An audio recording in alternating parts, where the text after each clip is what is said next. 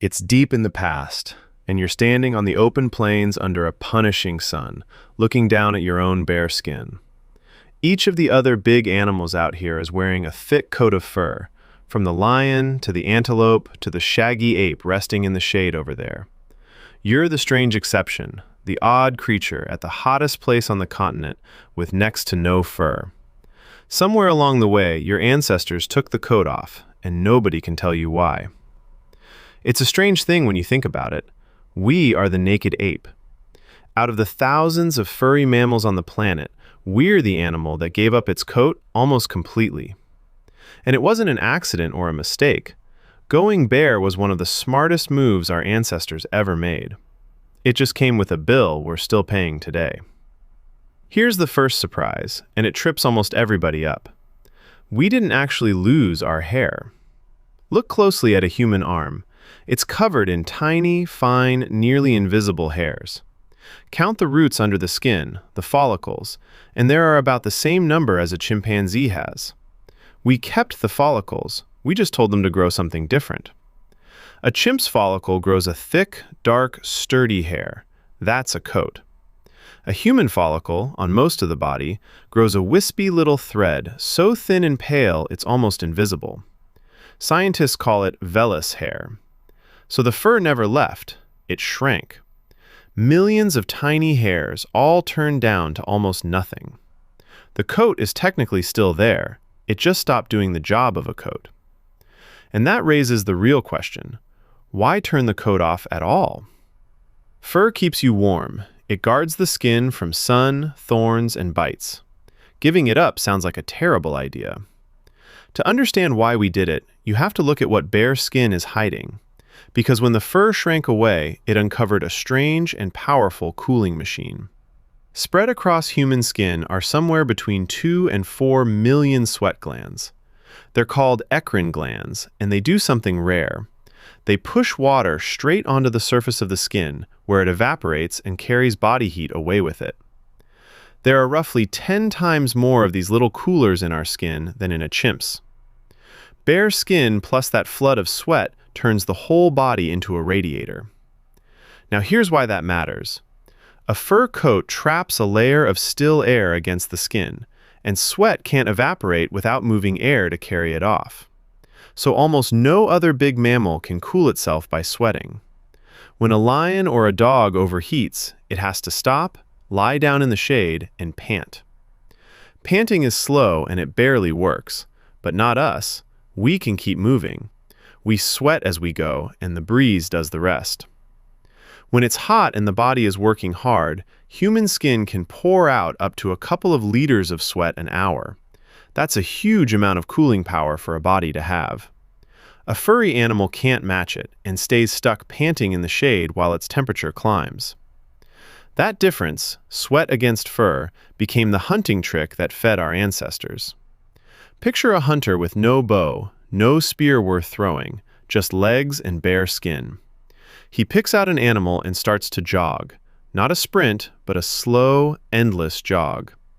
The animal bolts, gets far ahead, then has to stop and pant to cool itself down, and while it's standing there recovering, the hunter quietly catches up.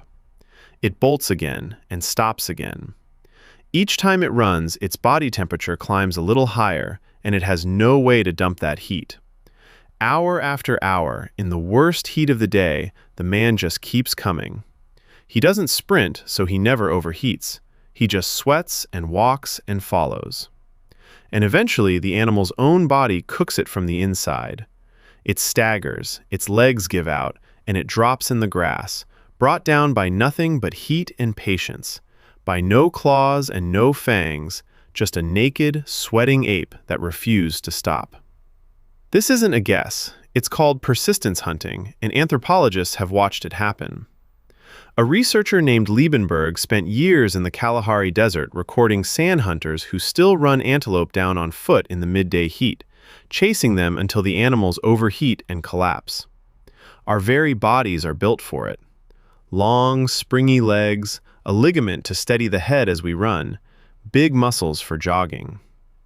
In a paper in the journal Nature, the scientists Bramble and Lieberman argued that this kind of endurance running first showed up about 2 million years ago, as our ancestors were shedding their fur. Here's the part that sounds impossible. Over a short distance, almost any animal wins. A horse, a dog, a deer, they pull away fast. But stretch the race out over many miles in the heat, and the human comes out ahead. The four-legged runner has to stop and pant. We don't. Give it enough distance and enough sun, and the naked ape can run down almost any animal on the plains. We are the ones that don't have to stop to cool off. So when did we take the coat off? For that, scientists read the genes. Once the fur was gone, bare skin under the African sun had to turn dark to survive, and that left a mark in our DNA. By tracking those genetic marks, researchers found our ancestors were already bare and dark-skinned at least 1,200,000 years ago. The fur was gone deep in the past, long before we looked anything like we do now. But here's a twist that puts the whole thing in perspective. We were naked for around 1 million years before we ever put clothes on. How do scientists know? They studied lice. Body lice are the kind that live in clothing, and they split off from head lice somewhere between roughly 70,000 and 170,000 years ago. So for almost the entire stretch of our bare-skinned history, there were no clothes, just skin, sun, and weather. Now, losing fur wasn't pure upside. It's a trade, and a brutal one. Fur is a blanket, a sunshade, and a shield against scrapes and bites wrapped together.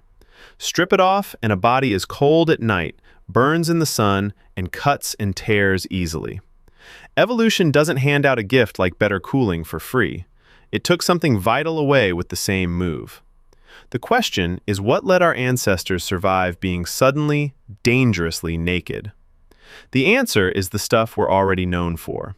Fire to keep warm when the sun goes down. Hides and, much later, clothing to wrap up in. Caves and shelters to hide from the weather. We didn't just lose our fur, we replaced it with tools. A campfire and a blanket are doing the exact job our coat used to do. We took the fur off our bodies and started carrying it in our hands instead. And there may have been another quiet reward. A thick coat is a jungle for pests.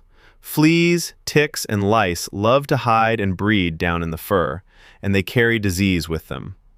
Bare skin gives them almost nowhere to live, and it lets a person spot and pick off the ones that land. Some scientists think staying clean and pest-free was another push toward going bare. A smooth body was a healthier body, and a healthier body found more mates.